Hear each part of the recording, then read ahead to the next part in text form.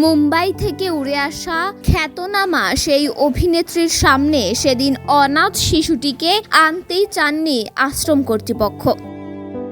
কারণ এর আগে 12টি পরিবার শিশুটির গায়ের রং দেখে শিশুটিকে দত্তক নিতে রাজি হননি। কারণ একটাই, শিশুটির গায়ের রং কুচকুচে কালো এবং শারীরিক অসুস্থতা। দত্তক নিতে আসা সেই দম্পতিদের সাথে সেদিন লাইনে দাঁড়িয়েছিলেন সেই অভিনেত্রী এবং তার স্বামী। আশ্রমের ছোট্ট ঘরে ঢুকেই তার চোখ পড়ে শিশুটির ওপর। ঘরের কোণে ছেঁড়া একটি পুতুল নিয়ে সে খেলা করছিল। গায়ে আধ ময়লা একটি ফ্রক, চুলগুলো অনেক এলোমেলো। অভিনেত্রী কোনো সংকোচ ছাড়াই এগিয়ে যান শিশুটির দিকে। হাত বাড়াতেই শিশুটিও কোলে চলে আসে। মেয়েটির মলিন মুখ আর ঘাম। এরপর নিজের হাতে একটি কলা খাইয়ে দেন শিশুটিকে।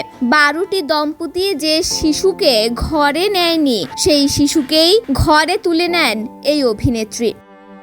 অনাথ আশ্রমের 10x10 রুমের বদলে আজ শিশুটির ঠিকানা বহুতল বিলাসবহুল বাংলোয়, যেখানে রয়েছে উন্নত লাইফস্টাইল, সুখ আর স্বাচ্ছন্দ্য।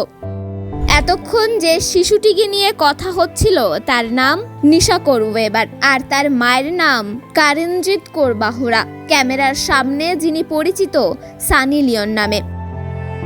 ঠিক ধরেছেন, একটা সময়ের সেই নীল ছবির নায়িকা সানি লিওন। তবে অন্ধকার সেই জগৎ ছেড়ে তিনি এখন বলিউডের আলোচিত নায়িকা। পাশাপাশি খ্যাতি পেয়েছেন সফল ও দায়িত্বশীল মা হিসেবেও।